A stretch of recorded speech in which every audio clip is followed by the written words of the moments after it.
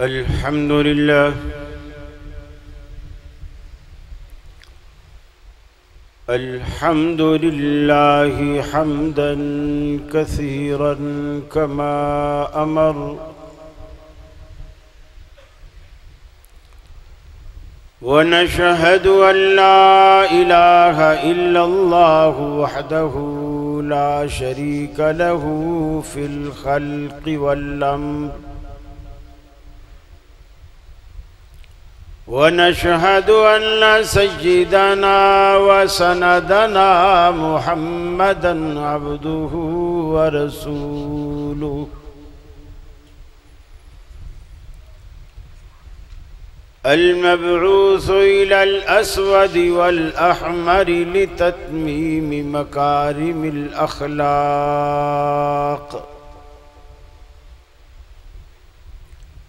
لا يخلق نبي ولا رسول بعده ولا أمة بعد أمتي ولا أمة بعد أمته ولا شريعة بعد شريعتي ولا كتاب بعد كتابي وصلى الله تعالى عليه وعلى آله وأصحابه الذين هم خلاصة العرب الذين هم مفاتيح الرحمة ومصابيح الغرل. أعوذ بالله السميع العليم من الشيطان الرجيم. بسم الله الرحمن الرحيم.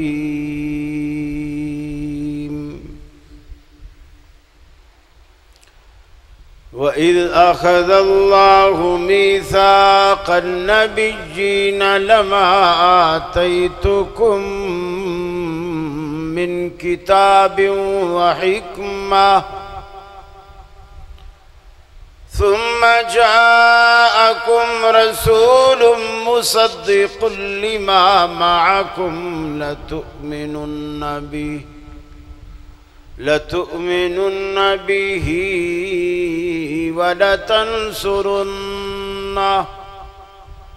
قال أأقررتم وأخذتم على ذلكم إسري قالوا أقررنا قال فاشهدوا وأنا معكم من الشاهدين.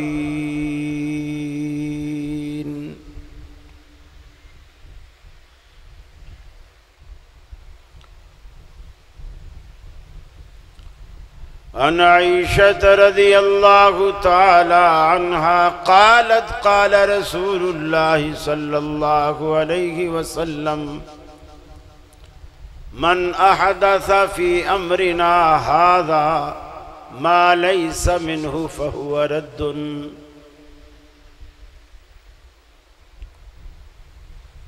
یہ مقصد ہے کہ دنیا سے جہالت دور ہو جائے، کلام اللہ سے مومن کا دل پر نور ہو جائے. یا الہی جب تک کہ میرے جسم میں جان رہے تجھ پہ صدقے تیرے محبوب پہ قربان رہے. میں رہوں یا نہ رہوں پر دل کی ہے یہ دعا، دین احمد اور عزت قرآن رہے. الہی ہم میں پھر وہ صدیق سا ایمان پیدا کر، عمر فاروق سا کوئی جری انسان پیدا کر. رگے تحریک کٹ جائے دم عثمان پیدا کر. علی المرتضی شیر خدا کی آن پیدا کر. واجب الاحترام علماء کرام، صدر مجلس، میرے ضلع جھنگ کے اہل توحید بھائیوں، میری مسلم ماؤں بہنوں بیٹیوں، میں شکر گزار ہوں آپ تمام احباب کا بھی، بالخصوص محترم بھائی فیصل افضل شیخ صاحب حافظہ اللہ کا، جن کی پرخلوص دعوت آج آپ سے ملنے کا باعث بنی، ورنہ میں تو انکار کر چکا تھا، اور پھر ان کے حکم کے آگے میں نے ہتھیار ڈال دیے۔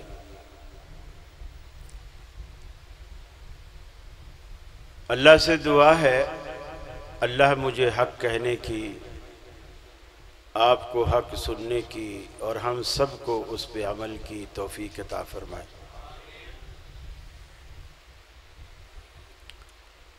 مجھ سے قبل آپ میری جماعت کے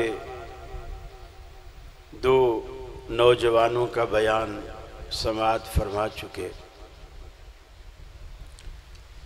محترم بھائی فیصل صاحب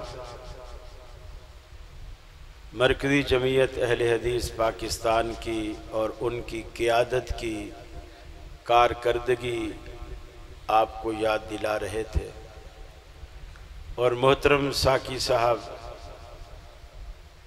آپ کے دلوں میں صحابہ کرام کی محبت اور عظمت کو جگا رہے تھے۔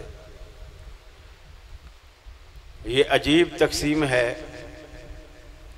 کہ نوجوانوں کو پہلے خطاب کرواتے ہیں اور بوڑھے کو آخر میں بٹھاتے ہیں۔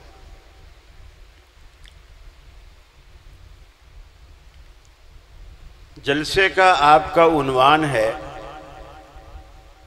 امام اعظم محمد الرسول اللہ صلی اللہ علیہ وسلم۔ یہ عنوان آپ کو پوری دنیا میں صرف اہل حدیث کے پروگرام میں ہی ملے گا۔ کسی نے کسی کو اپنا بڑا بنا بھی رکھا ہے اور مان بھی رکھا ہے۔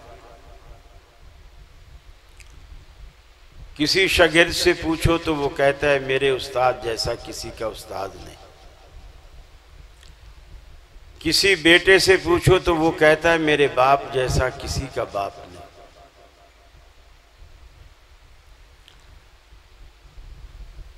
غرض دنیا میں جتنے بھی لوگ ہیں، آپ کسی مرید سے پوچھ دیکھو، وہ کہے گا میرے پیر جیسا کسی کا پیر ہے ہی نہیں۔ لیکن دنیا میں واحد جماعت ہے جس کا نام اہل حدیث ہے۔ ہم یہ کہتے ہیں کہ اللہ کی قسم آپ اپنے پیر لے آؤ، اپنے امام لے آؤ، اپنے استاد لے آؤ، اپنے باپ لے آؤ، لیکن ہمارے امام جناب محمد الرسول اللہ صلی اللہ علیہ وسلم جیسا نہ کسی کا امام ہے، نہ کسی کا کوئی استاد ہے، نہ کسی کا کوئی پیر ہے، نہ کسی کا کوئی عالم ہے، نہ کسی کا کوئی مفتی ہے۔ یہ ہر لحاظ سے اللہ رب العالمین نے عرفہ و اعلیٰ رکھا ہے، اور امامت اصل میں جچدی بھی اسی ہستی کو ہے۔ قرآن مجید بھرا پڑا ہے ایسی مثالوں سے، ایسی باتوں سے۔ کچھ لوگ دنیا میں ایسے ہیں جو حدیث کی اہمیت کو کم کرنے کے لیے دنیا کو یہ فارمولہ دیتے ہیں کہ میاں کوئی بھی مسئلہ ہو، پہلے قرآن پھر حدیث، قرآن پہلے۔ اور یہ بات تقریباً ہر آدمی کی سمجھ میں آتے جی یار بات تو بڑی پتہ کی، قرآن اللہ کی کتاب ہے، حدیث تو نبی کی بات ہے، بہرحال اللہ تو بڑا ہے، جب اللہ بڑا ہے تو اس کی کتاب بھی بڑی ہے، اس میں کوئی شک نہیں۔ لیکن یہ بات کر کے دنیا کو اس بات کا پابند کیا جاتا ہے کہ کوئی بھی مسئلہ آپ کے سامنے آئے پہلے اسے قرآن میں ڈھونڈو، قرآن میں نہ ملو تو پھر حدیث میں دیکھو۔ یہ سوچ دنیا میں صرف مقلدین کی ہے، یہ اسلامی فکر نہیں، صرف مقلدین کی یہ سوچ۔ اسلام یہ کہتا ہے حجت کے اعتبار سے، سند کے اعتبار سے، دلیل کے اعتبار سے، قرآن اور صحیح حدیث، اس میں کوئی فرق نہیں، اس میں کوئی فرق نہیں۔ قرآن اس کو کہتے ہیں جو کلام اللہ کا ہے، بیان اسے نبی کریم صلی اللہ علیہ وسلم نے کیا ہے، یعنی بات ساری اللہ کی ہے۔ اللہ کی بات کو اللہ کے رسول نے آپ کو بتایا، لیکن جو حدیث ہے، حدیث میں بات بھی اللہ کی ہے، لیکن الفاظ اس کی تزیین و آرائش وہ رسول اللہ صلی اللہ علیہ وسلم کی ذاتی ہے، وہ ذاتی ہے۔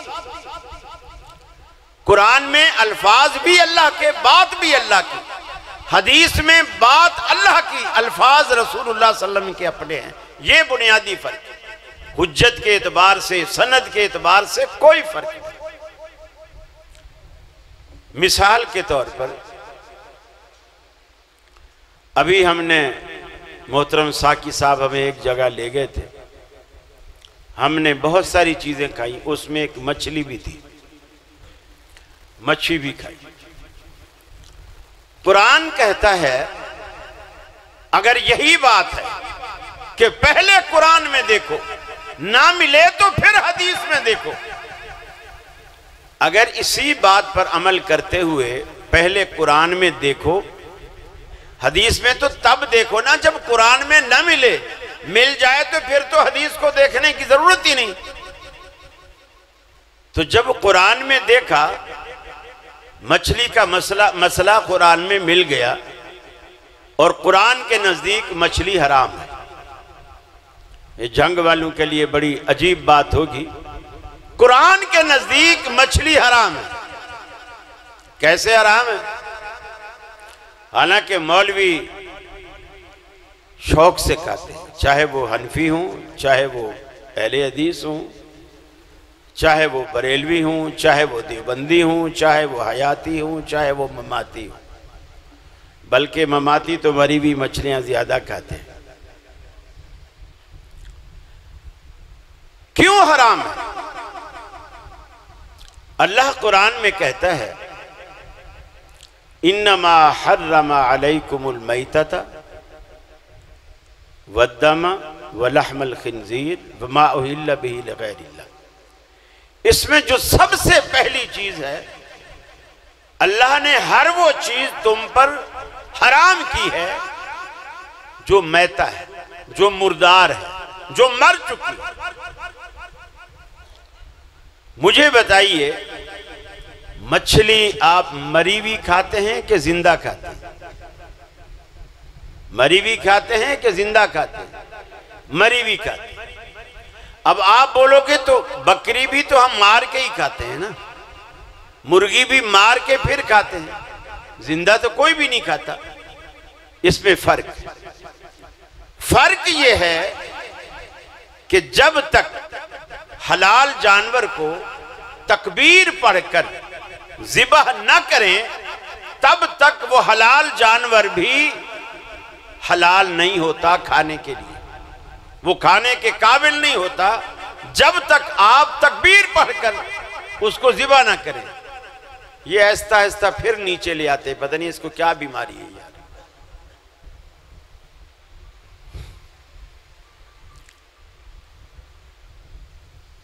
یہ ایسا کیوں ہے؟ مچھلی کو کوئی آج تک ذبح پر کر کے کھاتے ہیں؟ آپ تکبیر پڑھتے ہو؟ تو قرآن تو کہتا ہے اگر وہ اپنے آپ مر جائے بغیر تکبیر پڑھے. میتہ کی تعریف ہی ہے کہ جانور حلال تھا، آپ نے ذبح نہیں کیا، بغیر ذبح کے، ذبح سے پہلے وہ مر گیا، چاہے وہ لڑ کے مرا، گھٹ کے مرا، گر کے مرا، ٹکرا کے مرا، کسی بھی وجہ سے مرا، تکبیر سے پہلے مر گیا، وہ حرام ہے. اور مچھلی پہ کوئی تکبیر نہیں پڑتا، مچھلی ہم کھاتے ہیں. کیوں کھاتے ہیں؟ اللہ کے رسول نے فرمایا اللہ نے 2 میتے تم پر حلال کیے، 2 میتے یعنی 2 مردار تم پر حلال کیے، ایک مچھلی اور ایک ٹڈی جو فصلوں کو کھاتی ہے. جو ابھی کچھ سال بھر پہلے بھی کرونا کے دنوں میں یہ ٹڈی آئی تھی اور فصلوں کی تباہی مچائی تھی، خاص کر بلوچستان سائٹ پر. لوگوں نے بڑے جال کے جال پکڑ پکڑ کے بھون بھون کے کھایا اس کو بھی ذبح کرنے کی ضرورت نہیں، مچھلی کو بھی ذبح کرنے کی ضرورت نہیں. اللہ تعالیٰ نے یہ دونوں چیزیں نبی کریم صلی اللہ علیہ وسلم کی زبان اقدس سے تم پر حلال کی. قرآن کہتا ہے لا تجمعوا بین الاختین، 2 بہنوں کو کوئی شخص اپنے نکاح میں جمع نہیں کر سکتا. 2 بہنوں کو کوئی شخص اپنے نکاح میں جمع نہیں کر سکتا. گویا اگر کسی شخص نے ایک عورت سے شادی کی ہے تو وہ شخص اپنی سالی سے شادی نہیں کر سکتا جب تک اس کی پہلی بیوی موجود ہے. وہ فوت ہو جائے یا اسے طلاق دے پھر سالی کی طرف دیکھ سکتا ہے، پہلی بیوی کے ہوتے ہوئے سالی سے شادی نہیں کر سکتا. قرآن نے صرف ان 2 کو جمع کرنے سے منع کیا، 2 بہنیں ان کو منع کیا. نبی مکرم نے فرمایا نہیں، نبی مکرم نے فرمایا نہیں، تم بیوی کو اور بیوی کی بھانجی کو اور بیوی کی بھتیجی کو اس کو بھی جمع نہیں کر سکتے. حدیث نے 4 چیزیں بتائی، قرآن نے صرف 2 بتائی. 2 بہنیں جمع نہیں کر سکتے. آپ نے فرمایا بھتیجی کو بھی اس کے ساتھ جمع نہیں کر سکتے، بیوی کی بھتیجی کو اور بیوی کی بھانجی کو بھی اس کے ساتھ جمع نہیں کر سکتے. یعنی خالہ بھانجی اور بھتیجی یہ جمع نہیں ہو سکتے. فیصلہ تو حدیث پہ ہوگا. امام اعظم تو محمد الرسول اللہ صلی اللہ علیہ وسلم ہیں.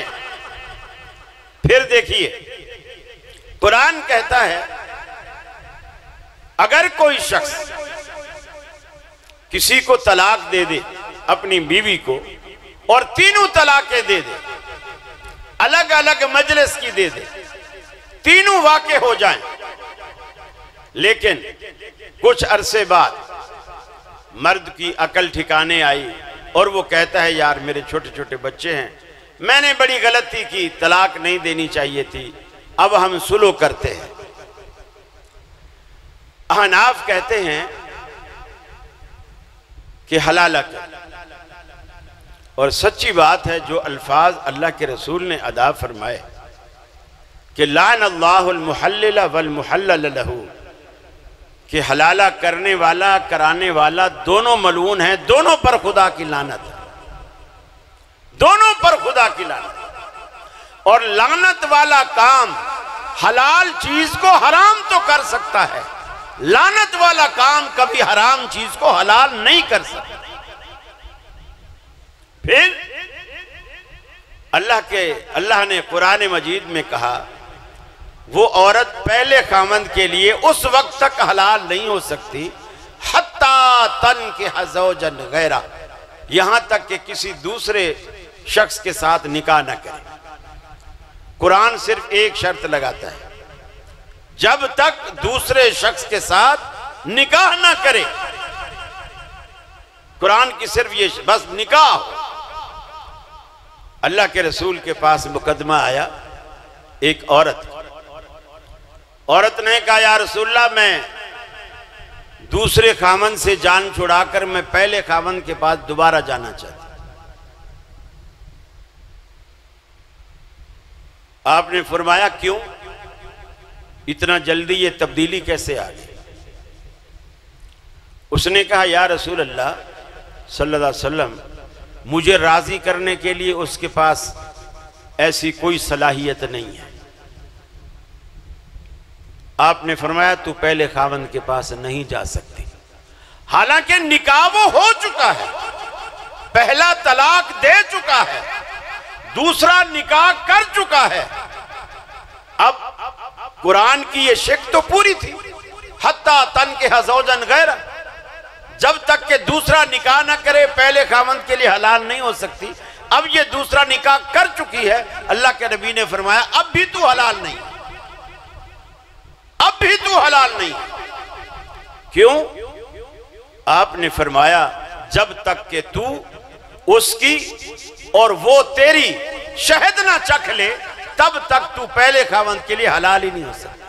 گویا حدیث نے، قرآن نے صرف نکاح شرط رکھی، حدیث نے صحبت بھی شرط لگائی.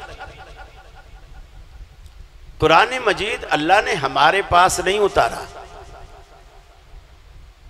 فرمایا اِنَّا أَنزَلْنَا إِلَيْكَ الذِّكْرَ لِتُبَيِّنَ لِلنَّاسِ. اے حبیب ہم نے قرآن آپ کی زبان مبارک پر جاری کیا، آپ کی طرف نازل کیا. لِتُبَيِّنَ لِلنَّاسِ مَا نُزِّلَ إِلَيْهِمْ، تاکہ آپ لوگوں کو بتائیں ہم نے لوگوں کے لیے کیا نازل کیا. ہم نے قرآن مجید کو آسان تو ضرور بنایا، لیکن انما یسرناہ بلسانک، ہم نے قرآن کو تیری زبان کے ساتھ آسان کیا.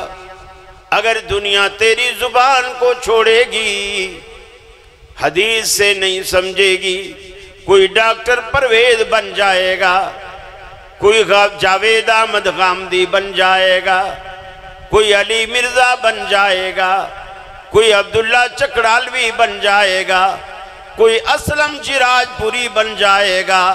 قرآن کو سمجھنے کے لیے قرآن کے ساتھ تیری زبان کا رشتہ قرآن کے فہم کے لیے بہت ضروری ہے. اللہ رب العالمین نے قرآن مجید کی تفہیم کے لیے حدیث رسول کو ساتھ جوڑنا لازم قرار دے دیا. ہم تمام بھائیوں سے کہتے ہیں میاں قرآن پڑھو، لیکن نبی کریم صلی اللہ علیہ وسلم کی زبان سے اسے سمجھو. آپ کی زبان کے بغیر قرآن آپ کو سمجھ نہیں آ سکتا. اللہ کے حبیب نے چھوٹے چھوٹے مسائل، حتیٰ کہ نماز کے مسئلوں سے متعلق اللہ کے حبیب نے یہ نہیں فرمایا جیسا قرآن بیان کرتا ہے ویسی نماز پڑھ لو. آپ نے فرمایا صلو کما رأیتمونی اصلی، اے میرے صحابہ کی جماعت ایسے تم نماز پڑھو جیسے تم مجھے پڑھتے ہوئے دیکھتے ہو. اللہ تعالیٰ نے قبولیت کے لیے یہ شرط رکھ دی ہے، میرے نبی جیسی تمہاری نماز ہوگی اللہ اسے قبول کرے گا. میرے نبی جیسا تمہارا روزہ ہوگا اللہ اسے قبول کرے گا. آپ نے حج کے بارے میں بھی یہی فرمایا خذوا عنی مناسککم، لوگوں مجھ سے حج کے مسئلے سیکھ لو. پھر کبھی زندگی میں ہماری تمہاری ملاقات ہو کہ نہ ہو، خذوا عنی مناسککم، ارے مجھ سے حج کے مسئلے سیکھ لو، میرے ہوتے ہوئے سیکھ لو. اس لیے کہ شریعت کو، دین کو اللہ رب العالمین نے آپ پر موقوف فرما دیا. آپ کی زبان مبارک کی ضمانت اللہ رب العالمین نے دی. یہ زبان جو کہتی چلی جائے وہ دین بنتا چلا جاتا ہے، یہ ذات جو کرتی چلی جائے وہ دین بنتا چلا جاتا ہے، حتیٰ کہ ان کی نظروں کے سامنے کوئی صحابی کوئی کام کر لے اور اللہ کے رسول اسے دیکھ لیں اور منع نہ فرمائیں، اللہ کہتا ہے یہ بھی دین ہے، چونکہ میرے محبوب نے اسے پسند کر لیا۔ اللہ رب العالمین ہر چیز کو رسول اللہ کی زبان اقدس پر موقوف فرما دیا۔ عبداللہ بن عمرو بن العاص رضی اللہ تعالی عنہ اللہ کے رسول کی حدیثیں لکھا کرتے، کبھی آپ غصے میں کچھ فرماتے لکھ لیتے، کبھی مسکراتے ہوئے کچھ فرماتے لکھ لیتے، کبھی کسی سے ناراضگی میں کچھ کہتے لکھ لیتے، کبھی عام حکم جاری کرتے لکھ لیتے۔ لوگوں نے کہا عبداللہ یہ تو بری بات ہے، آج تو اللہ کے نبی کو دیکھ رہا ہے، آج غصے میں ہے، خوشی میں ہے، غم میں ہے، دکھ میں ہے، پریشانی میں ہے، تجھے تو پتا ہے، لیکن تیرے بعد آنے والے جو تیری لکھی ہوئی باتوں کو پڑھیں گے، آج جو چہرہ نبی کا تیرے سامنے ہے ان کے سامنے تیری بات تو ہوگی، نبی کا چہرہ نہیں ہوگا، وہ کیسے سمجھیں گے آپ نے یہ بات غصے میں کی، محبت میں کی، خوشی میں کی، غم یا دکھ میں کی۔ حضرت عبداللہ بن عمرو بن العاص کہتے ہیں میں نے لکھنا چھوڑ دیا، بات میری سمجھ میں آ گئی، لیکن کچھ دن کے بعد میرے دل میں خیال آیا میں ایسے لکھنا چھوڑ بیٹھا ہوں، پہلے رسول اللہ سے پوچھ تو لوں۔ میں اللہ کے رسول کی خدمت میں حاضر ہوا، میں نے عرض کی اللہ کے رسول میں آپ کی ہر بات لکھا کرتا تھا، لیکن ان لوگوں نے مجھے یہ کہہ کر کہ کبھی آپ خوشی میں، کبھی غم میں، کبھی دکھ اور پریشانی میں، کبھی غیظ و غضب کی حالت میں آپ کچھ کہتے ہیں، میں ہر بات لکھتا ہوں۔ لوگوں نے کہا ہر بات نہ لکھا کرو، اللہ کے رسول آپ بتائیے میں لکھوں کہ نہ لکھوں؟ اللہ کے حبیب نے فرمایا عبداللہ میری ہر بات لکھا کرو، قسم ہے اس ذات کی جس کے قبضے میں میری جان، جس کے ہاتھ میں میری جان ہے، میری زبان سے جب بھی نکلتا ہے حق نکلتا ہے، حق کے سوا کچھ بھی نہیں نکلتا۔ میں غصے میں بولوں، خوشی میں بولوں، غم میں بولوں، اللہ نے میری زبان کو اور حق کو لازم ملزوم بنا دیا ہے، میری زبان سے ہمیشہ حق ہی جاری ہوتا ہے، میری ہر بات لکھا کرو۔ اللہ رب العالمین نے آپ کو یہ مقام، اتنا بڑا منصب، اتنا بڑا رتبہ اللہ رب العالمین نے آپ کو عطا کیا۔ اللہ رب العالمین نے جتنے بھی دنیا میں پیغمبر آئے، سارے پیغمبروں کا تذکرہ اللہ رب العالمین ان کی ولادت، ان کی پیدائش سے کرتا ہے، لیکن محمد عربی کا رتبہ عام انبیاء جیسا نہیں، عام انبیاء سے بڑھ کر ہے۔ حضرت موسیٰ علیہ السلام کا قرآن پاک نے تذکرہ کیا، فرمایا وَأَوْحَيْنَا إِلَىٰ أُمِّ مُوسَىٰ أَنْ أَرْضِعِيهِ فَإِذَا خِفْتِ عَلَيْهِ فَأَلْقِيهِ فِي الْيَمِّ لَا تَخَافِي وَلَا تَحْزَنِي إِنَّا رَادُّوهُ إِلَيْكَ وَجَاعِلُوهُ مِنَ الْمُرْسَلِينَ۔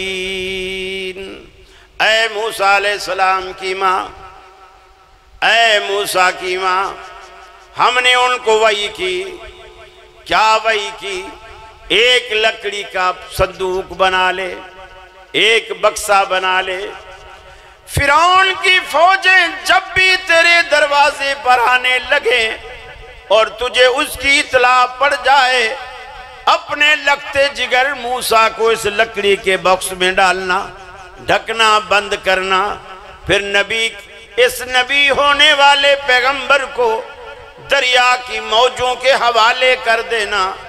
اے موسیٰ کی ماں، دریا کی موجوں کے حوالے کرنا تیرا کام، فرعون کی گود میں کھلانا پلانا میرا کام، پھر میرا موسیٰ علیہ السلام جانے اور میں جانوں۔ ماں کے لیے تو یہ آزمائش اس سے بھی بڑی سخت تھی، بڑی سخت آزمائش۔ پہلے تو فرعون کا خطرہ تھا، اب ماں اپنے دودھ پیتے بچے لگتے جگر کو دریا کی موجوں کے حوالے کیسے کر دے۔ یا اللہ میں تیرے کہنے پر دریا برد کر تو دوں، لیکن کل کو مجھے بچے کی یاد ستائے، میں اپنے بچے کو کیسے دیکھوں، کیسے ملوں۔ اللہ نے کہا موسیٰ علیہ السلام کی ماں کوئی بات نہیں، اِنَّا رَادُّوهُ إِلَيْكَ، ارے مصلی پہ کھڑے ہو کر اللہ اکبر کہنا تیرا کام، تیری گود میں واپس موسیٰ کو لانا میرا کام، تو ایسا کر کے تو دیکھ۔ اللہ رب العالمین نے تذکرہ کیا موسیٰ علیہ السلام کی ولادت سے، سیدنا عیسیٰ علیہ السلام کا تذکرہ قرآن نے کیا، ان کی ولادت سے کیا۔ قرآن کہتا ہے وَاذْكُرْ فِي الْكِتَابِ مَرْيَمَ، اے دنیا والو، اے محبوب، کبھی کبھی قرآن کے آئینہ میں مریم علیہ السلام کی سیرت کی جھلک بھی دیکھ لیا کیجئے۔ جب وہ اس تکلیف میں مبتلا ہوئیں، گھر والوں سے علیحدہ ہوئیں، ہم نے جبریل کو انسانی شکل میں ان کے سامنے لا کھڑا کیا۔ جبریل ان کے سامنے آئے، مریم علیہ السلام دیکھ کے گھبرا گئیں، پاک دامن جو تھیں، شرم و حیا والی جو تھیں، خلوت میں ایک انسانی شکل میں نوجوان کو دیکھ کر پریشان ہو گئیں۔ حضرت جبریل نے فوراً مریم کو گھبراتے ہوئے دیکھا، اپنے بارے میں فوراً وضاحت کی، فرمایا انا رسول ربک، اے مریم گھبرائیے نہیں، میں کوئی اس محلے یا گلی کا کوئی اوباش لڑکا نہیں، انا رسول ربک، میں تیرے پروردگار کا بھیجا ہوا قاصد ہوں، میں اس لیے تیرے پاس آیا ہوں لِأَحْبَ لَكِ غُلَامًا زَكِيًّا، تاکہ تجھے پاکیزہ بیٹے کی خوشخبری سناؤں۔ حتیٰ کہ مریم علیہ السلام کو بچے کی ولادت ہو گئی، شادی بھی نہیں ہوئی، کنواری حالت میں۔ آج جیسے قاری صاحب کہہ رہے تھے کہ دنیا میں لوگ تعجب کرتے ہیں کہ میاں 6 سال کی عمر میں شادیاں کیسے ہو سکتی ہیں، ایسے ہو سکتی ہیں جیسے بغیر شادی، بغیر نکاح، بغیر خامند کے بچے پیدا ہو سکتے ہیں۔ رب العالمین نے قرآن پاک میں فرمایا ہم نے حضرت مریم کو عیسیٰ عطا کر دیا، بڑی پریشان بیٹھی ہیں، ہارے ہوئے جرنیل کی طرح ماتھا پکڑ کے رونے لگتی ہیں، عرض کرتی ہیں یا لیتنی مت قبل ھذا وکنت نسیا منسیا، کاش کہ آج کے دن سے پہلے مریم مر چکی ہوتی، میرا وجود بھی نہ رہا ہوتا، میں بھولی بسری ہوتی، دنیا میں میرا ذکر بھی نہ ہوتا، مجھے بچہ پیدا ہو رہا ہے، قوم کو کیا منہ دکھاؤں گی؟ قوم تو تانا زنی کے نشتر چلائے گی، میں عورت زاد کس کس کا منہ بند کروں گی، کس کس کو بولوں گی کہ یہ کیسے آیا، کہاں سے آیا، کس کس کا میں جواب دیتی پھروں گی؟ لوگ تانا زنی کے نشتر چلائیں گے۔ جب قوم کے پاس گئی، اللہ نے کہا مریم گھبراؤ نہیں، ہم نے تمہیں بچہ دیا، اس کی عزت کی حفاظت، تیری عزت کی حفاظت، سب کچھ ہمارے ذمہ ہیں، جب ہم نے دیا تو اس کی حفاظت بھی، تیری آبرو کی حفاظت بھی ہم کریں گے۔ کچھ عرصہ تک تو یہیں رکی رہے، کھانے کا انتظام نہیں، پینے کا انتظام نہیں، فرمایا مریم گھبراؤ نہیں، حُزِّي إِلَيْكِ بِجِذْعِ النَّخْلَةِ تُسَاقِطْ عَلَيْكِ رُطَبًا جَنِيًّا، یہ جو سامنے سوکھی کھجور تمہیں نظر آ رہی ہے، اس کی سوکھی ٹہنی کو پکڑ کر ہلانا تیرا کام، سوکھی ٹہنی سے تازہ کھجوریں برسانا میرا کام۔ حُزِّی اِلَيْكِ بِجِذْعِ النَّخْلَةِ تُسَاقِطْ عَلَيْكِ رُطَبًا جَنِيًّا، تازہ کھجوریں کھاتی رہیے اور نیچے وادی میں ٹھنڈے میٹھے چشمے کا پانی پیتی رہیے۔ وَقَرِّي عَيْنَا، اپنی گود میں لیٹے بچے کی جبین عطر سے پھوٹنے والی نبوت اور رسالت کی کرنوں سے اپنی آنکھوں کو ٹھنڈا بھی کرتے رہیے۔ لیکن جب بچے کو لے کر قوم کے پاس آئیں، قوم نے تانا زنی کے نشتر چلائے۔ یا اخت ہارون ما کان ابوک امرأ سوء وما کانت امک بغیا، اے مریم تیرا تو باپ بھی ایسا نہ تھا، تیرا بھائی ہارون بھی ایسا نہ تھا، تیری ماں بھی ایسی نہ تھی، تو نے کنواری ہو کے گود بسا لی، یہ تو نے کیا گل کھلایا، پوری قوم کی تو نے ناک کٹوا دی۔ آفاقی ہدایت عین مطابق منہ سے کچھ نہیں بولی۔ فاشارت الیہ، قرآن کہتا ہے گود میں لیٹے بچے کی طرف اشارہ کیا۔ اس سے پوچھو کہاں سے آیا، کیسے آیا، کس نے بھیجا؟ ساری کی ساری قوم سراپائے تجاج بن گئی۔ پوری قوم نے کہا مریم کیا تو ہمیں بے وقوف سمجھتی ہے؟ ہمارے اتنے سنجیدہ سوالوں کے یہ گود میں لیٹا دودھ پیتا بچہ ہمارے اتنے سنجیدہ سوالوں کے جواب کیسے دے گا؟ عیسیٰ علیہ السلام کو اللہ نے کہا ہے عیسیٰ اگرچہ تیری عمر میں بچے نہیں بولا کرتے، اگرچہ تیری عمر میں بچے نہیں بولتے، مگر آج تو بول، اور بول بھی یوں کہ تیرا بولنا قیامت تک آنے والی نسلوں کے لیے میری قدرت کاملہ کا شاہکار بن جائے۔ چنانچہ عیسیٰ علیہ السلام بولے، فرمایا قال انی عبد اللہ، فرمایا کہ میں اللہ رب العالمین کا بندہ ہوں، میری ماں کی عزت و عصبت پر انگشت برداری کرنے والوں میں مشکوک النسل نہیں ہوں، میں تو عبدیت کاملہ کا تاریخی نشان ہوں۔ سیدنا عیسیٰ علیہ السلام کا بھی تذکرہ کیا، اللہ نے ان کی ولادت سے کیا۔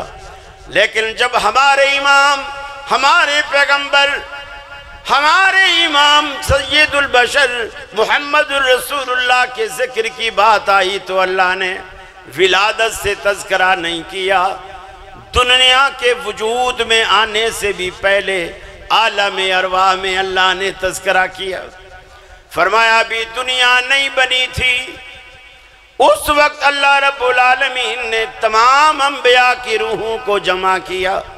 روحوں کو جمع کرنے کے بعد ان سے ایک سوال کیا، ان سے سوال کیا میں تمہیں دنیا میں بھیجوں گا، تمہارے سر پہ رسالت اور نبوت کا تاج بھی رکھوں گا، کسی کو تورات عطا کروں گا، کسی کو انجیل اور زبور عطا کروں گا، لیکن تمہارے ہوتے ہوئے ثم جاکم رسول، اگر تمہارے ہوتے ہوئے ہمارا آخری تاجدار آ جائے تمہاری تورات بھی منسوخ ہو جائے گی، انجیل بھی منسوخ ہو جائے گی، زبور بھی منسوخ ہو جائے گی، حتیٰ کہ دیگر صحائف بھی منسوخ ہو جائیں گے، حتیٰ کہ تمام انبیاء جو آپ سے پہلے آئے ہوں گے سب کی شریعتیں بھی منسوخ ہو جائیں گی۔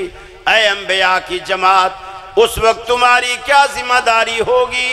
لَتُؤْمِنُنَّ بِهِ وَلَتَنْصُرُنَّ، اس وقت تم ضرور بھی ضرور ایمان لاؤ گے، اسی رسول کے ساتھ اس کی نصرت و تائید بھی کرو گے، پھر تم اپنے سکے کو چھوڑ کر محمد عربی کا سکہ چلاؤ گے، انہی کے گن گاؤ گے، انہی کے گیت گاؤ گے، انہی کی شریعت کو پھیلاؤ گے۔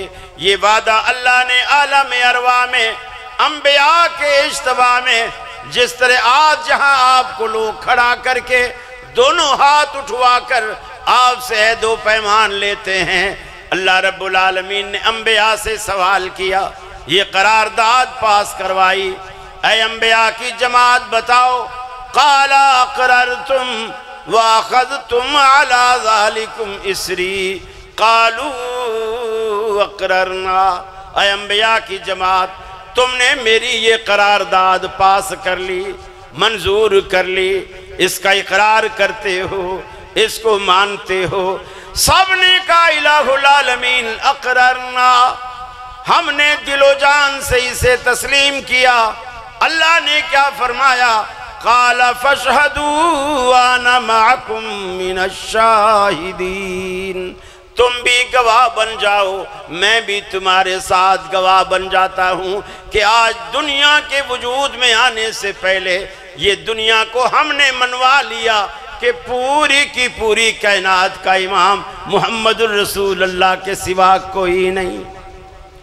ساری کائنات دنیا میں آ جائے، ساری کائنات بستی رہے، اللہ کے حبیب نے صحابہ کرام سے فرمایا، آپ نے فرمایا اے عمر، آج تو میرے سامنے تورات کا ایک ورق لے کر کے آیا ہے، تورات کے صفحے کو تو پڑھتا ہے، میرے آنے کے بعد، قرآن کے اتر جانے کے بعد پھر بھی تجھے تورات چاہیے، اس کے صفحے کو پڑھتا ہے۔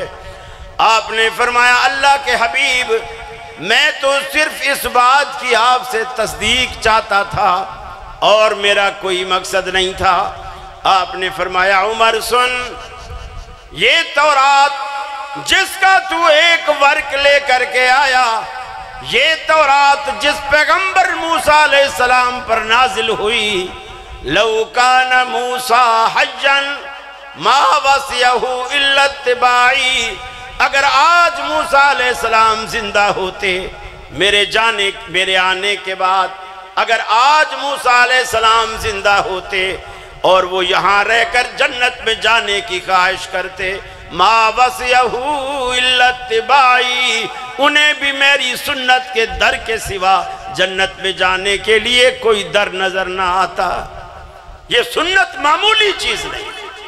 فرمایا اللہ کا سچا پیغمبر موسیٰ بھی مجبور ہے جنت میں جانے کے لیے میرے آنے کے بعد کہ میری سنت کی پیروی کرے گا تو جنت کا دروازہ کھلے گا۔ اللہ نے جنت کے 8 دروازوں میں سے ایک دروازہ بھی ایسا نہیں بنایا جو محمد عربی صلی اللہ علیہ وسلم کی دستک کے بغیر کھل جائے۔ یہ ہمارا ایمان ہے، یہ ہمارا عقیدہ۔ آپ نے یہاں تک نہیں، آپ نے فرمایا صحابہ سے کہا لو بدا لکم موسیٰ، ارے آپ کے آنے کے بعد آپ کی امتی کی پیروی تو بہت دور کی بات، بہت دور کی بات۔ لو بدا لکم موسیٰ فاتبعتموہ، اگر موسیٰ تم میں دوبارہ آ جائیں اور تم اس کی پیروی شروع کر دیں۔ حالانکہ موسیٰ علیہ السلام اللہ کے سچے پیغمبر ہیں، لوگوں نے نہیں بنایا، قادیان والوں نے نہیں بنایا، اللہ نے پیغمبر بنا کے بھیجا اور اللہ کا سچا پیغمبر ہے۔ آپ نے فرمایا لو بدا لکم موسیٰ، اگر موسیٰ علیہ السلام تم میں دوبارہ آ جائیں، فاتبعتموہ، تم اس کی پیروی کرنی شروع کر دو، وترکتمونی، اور مجھے چھوڑ دو، لَزَلَلْتُمْ عَنْ سَوَاءِ السَّبِيلِ، موسیٰ علیہ السلام کی پیروی تمہیں راہ راست سے ہٹا دے گی، تمہیں گمراہ کر دے گی۔ میرے آنے کے بعد جب پیغمبر کی پیروی بھی گمراہی کا باعث ہے تو نبی کے آنے کے بعد کسی امتی کی پیروی ہدایت کیسے بنے گی؟ تھوڑا سا اگر اس حال میں نہیں تو گھر میں جا کر کبھی سوچئے گا، کبھی سوچئے گا کہ جب ایک نبی کی پیروی محمد عربی کے آنے کے بعد گمراہی کا باعث ہے تو کسی امتی کی پیروی ہدایت کا باعث کیسے بنے گی؟ کچھ تو سوچو۔ میں ابتدا میں عرض کر رہا تھا یہ جو ایک مقلدین نے فکر چھوڑی ہے، پہلے قرآن پھر حدیث، دیکھیے یہ طرز نہ صحابہ کا تھا نہ محدثین کا۔ ایک علاقے کے اندر فوتگی ہو گئی، ایک عورت فوت ہوئی، عورت فوت ہوئی اور نہلانے والی بھی پورے علاقے میں ایک ہی عورت تھی، جو عورت فوت ہوتی وہی اس کو نہلاتی تھی۔ ہر عورت نہیں یا مسئلہ نہیں جانتی تھی یا ویسے عورتیں ڈرتی تھیں؟ عورتیں ویسے بھی کمزور دل ہوتی ہیں، وہ اس لیے بھی نہیں، میت بعض عورتیں میت دیکھنے بھی نہیں جاتی، عورت بھی مری ہو نا دیکھنے نہیں جاتی، ان کو پھر رات کو خواب اسی میت کے آتے ہیں۔ پھر یہ بھی ڈر ہوتا ہے کہ ابھی یہ موتے کا گھر ہے، اسرائیل بھی ادھر کہیں پھر رہا ہوگا، اب ہم جائیں گے ہمیں دیکھ لے گا، پہچان لے گا، اگلے دن ہمارے گھر آ جائے گا، تو یہ عورتوں کو ڈر ہوتا ہے۔ حالانکہ فرشتے اپنی مرضی سے نہیں آتے، اللہ سے لسٹ لے کر آتے ہیں کہ آج کس کی باری ہے، کل کس کی باری ہے، کل کس کی باری ہے۔ ہم سبھی اپنی اپنی باری کا انتظار کریں، اگر جی رہے ہیں تو سمجھو ہماری ابھی باری نہیں آئی، اس کا یہ مطلب نہیں کہ ہم کسی کو بھول گئے ہیں، فرشتوں کو پتہ نہیں چلا، ہماری باری نہیں آئی۔ وہ عورت جو ایک نہلاتی تھی، اس کے پاس لوگ گئے، فلاں گھر میں میت ہو گئی ہے، فلاں عورت فوت ہوئی ہے، آپ آ کے اس کو غسل دے دو۔ اس نے کہا غسل تو میں دے دوں گی، لیکن مجھے ایک مسئلہ بتاؤ، میں اس وقت حالت حیض میں ہوں اور یہ تو ناپاکی کی حالت ہوتی ہے، اب میں میت کو نہلا سکتی ہوں یا نہیں نہلا سکتی؟ اب مسئلہ پیدا ہو گیا۔ مولویوں کے پاس گئے، کچھ مولوی بولے نہلا سکتی ہے، لوگ پوچھے دلیل، بولے دلیل تو کوئی نہیں، بس نہلا سکتی ہے، اس میں کیا حرج ہے، نہلا سکتی ہے۔ کچھ دوسری مفتی کے پاس گئے، ہاں جی وہ کہا نہیں نہلا سکتی بھی، کیوں، دلیل کیا ہے؟ بولے یہ تو ناپاکی کی حالت ہے، وہ ناپاک ہاتھوں سے کیسے میت کو ہاتھ لگائے گی، وہ تو خود بجائے پاک کرنے کے میت کو ناپاک کر بیٹھے گی، نہیں نہلا سکتی۔ میت گھر میں پڑی، نہلانے والا کوئی، صبح کی مری ہوئی ہے، ظہر آ گئے، ظہر کے وقت میں جب اذان ہوئی لوگ مسجد میں آئے، امام ابو ثور رحمت اللہ علیہ بہت بڑے اپنے دور کے محدث تھے، وہ بھی مسجد میں نماز پڑھانے کے لیے آئے۔ لوگوں نے کہا حضرت ہم صبح سے پریشان ہیں، یہ مسئلہ بتائیے، عورت ایک فوت ہو گئی ہے، پورے علاقے میں نہلانے والی ایک ہی عورت ہے، وہ اس وقت حالت حیض میں ہے، حالت حیض میں، اب ہم پریشان ہیں غسل دیں کہ نہ دیں۔ عورت کہتے مجھے پہلے مسئلہ بتاؤ، انہوں نے کہا کہ اس عورت کو بولو غسل دے، لوگوں نے کہا کہ دلیل۔ اب ایک بات اور بھی آپ کو بتاؤں، یہ جو دلیل پوچھنے کی عادت یا دلیل پوچھنے کا مزاج یا دلیل پوچھنے کا جو رواج ہے، یہ دنیا میں صرف ایک ہی طبقے میں ہے، ایک ہی طبقے میں، اور یہ اس دور میں دلیل پوچھی جا رہی ہے، جو حلال کہتا ہے، اس جائز کہتا ہے، اس کو بھی دلیل پوچھتے ہیں، جو ناجائز کہتا ہے اس کو بھی دلیل پوچھتے ہیں۔ یہ دلیل پوچھنا اہل حدیث کے سوا کسی کا مزاج ہی نہیں۔ لوگ تو مقلد ہوتے ہیں، مقلد کا مطلب یہ ہوتا ہے اپنے گلے میں پٹا ڈالا اور رسی کسی کے ہاتھ میں دے دی، اب وہ جدھر جائے گا میں اس کے پیچھے ہی جاؤں، پیچھے چلا جاؤں۔ اس نے کہا امام ابو ثور رحمت اللہ علیہ نے کہ اس کو بولو غسل دے، لوگوں نے کہا دلیل، کہنے لگے دلیل بخاری شریف کی وہ روایت ہے جس میں اللہ کے رسول وضو کر کے آئے، کھڑے ہوئے اور سامنے حضرت عائشہ کھڑی تھی، آپ کا مصلی جائے نماز وہاں پڑی تھی جہاں حضرت عائشہ کھڑی، آپ نے فرمایا عائشہ وہ جائے نماز مجھے اٹھا کر دو۔ حضرت عائشہ نے فرمایا یا رسول اللہ صلی اللہ علیہ وسلم میں تو حالت حیض میں ہوں، میں حالت حیض میں ہوں، جس طرح اس نہلانے والی عورت نے کہا کہ میں حالت حیض میں ہوں، میں میت کو کیسے غسل دوں گی، میں تو خود ناپاک ہوں۔ سیدہ عائشہ نے یہی الفاظ استعمال کیے، میں تو حالت حیض میں ہوں، اور جائے نماز مصلی تو پاک ہوتا ہے، اس پہ نماز پڑھتے ہیں وہ تو پاک ہوتا ہے، میں اس کو کیسے ہاتھ لگاؤں؟ اللہ کے رسول نے فرمایا عائشہ ان حیضتک لیست فی یدک، اے عائشہ حیض کوئی تیرے ہاتھوں میں نہیں لگا، وہ اٹھا کے دے۔ حضرت عائشہ نے وہ جائے نماز اٹھا کے دی، آپ نے فرمایا جیسے سیدہ عائشہ سے آپ نے فرمایا حیض کا اثر کو تیرے ہاتھوں میں نہیں ہے، اٹھا کے دے، یہی وہ عملہ اس غاسلہ کا ہے۔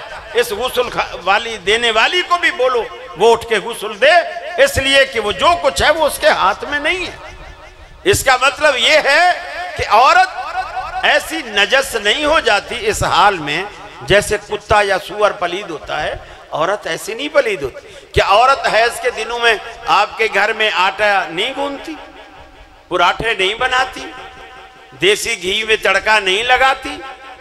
اس وقت کوئی بھی شوہر نہیں کہتا ہے تو حالت حیض میں نہ اسے ہاتھ نہیں لگانا، میں ہوٹل سے لاؤں گا، کوئی نہیں کہتا۔ سب پیسے بچاتے ہیں، اسی کو اس حال میں بھی سب کچھ کرواتے ہیں۔ اب یہاں آ گئی تو حالت ہے، اب یہ نہ کرے وہ نہ کرے، یہ نہ کرے وہ نہ کرے۔ میرے بھائی آخری بات، حضرت علامہ صاحب بھی تشریف لے آئے ہیں، میں آخری بات کر کے اپنی معروضات کو ختم کروں گا۔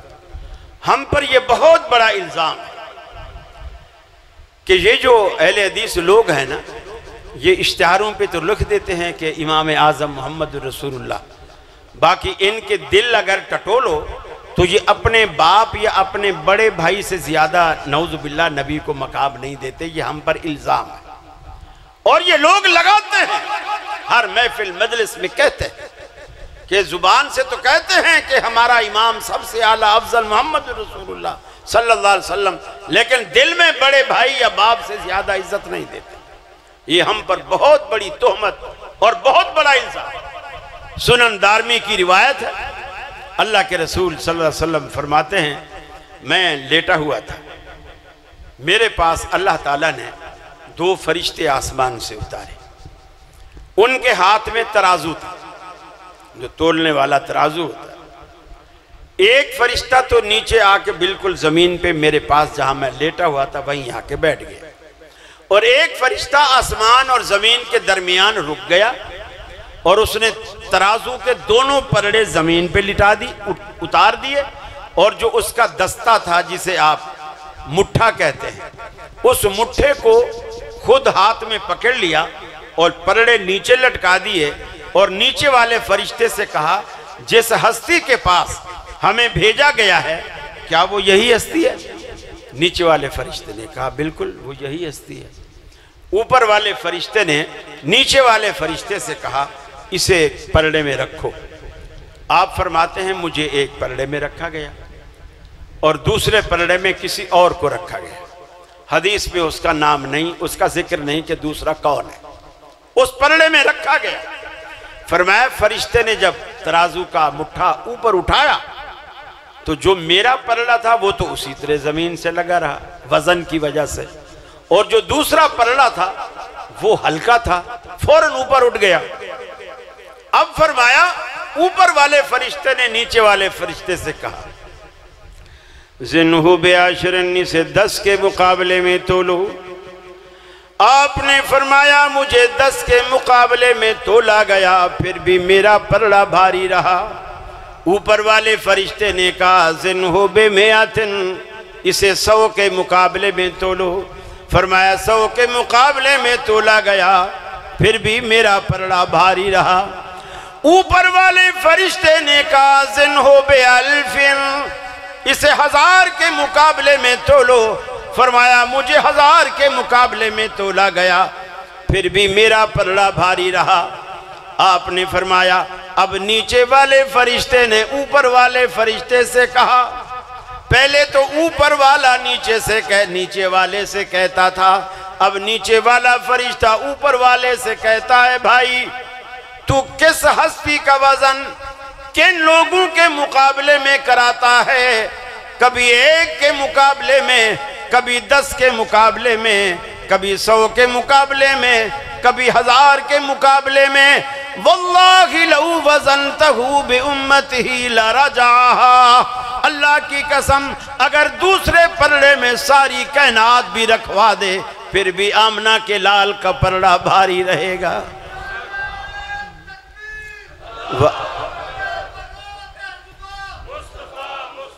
وآخر دعوانا ان الحمدللہ رب العالمین۔